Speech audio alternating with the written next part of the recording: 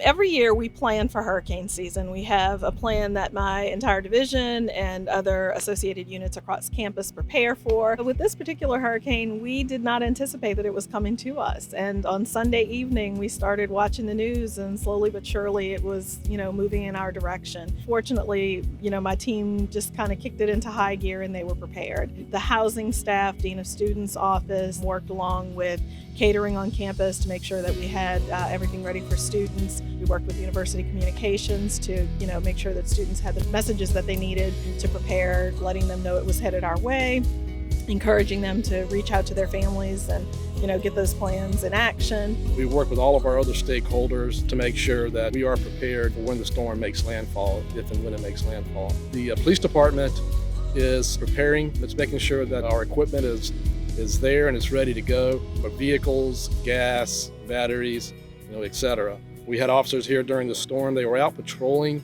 as long as they could, as long as it was safe to do so. And then as soon as the storm passed, when it was safe to do so, they came out and started patrolling the campus, looking for damage. They initially began moving trees out of the roadway. We had a lot of trees down during Sally. So what trees they could move, they did. Most of our buildings went undamaged. We have about 60 to 65 buildings with some damage, ranging from minor to major, but just a few buildings that had major damage. Most of that is water damage. Not having power in housing was a huge challenge. The common staff, they had a generator, and so we decided that was a good place. Students were coming there to eat. We got some chargers so they could power up their phones, and we had to try to help them with that so that they could get in touch and let everyone know that they were okay.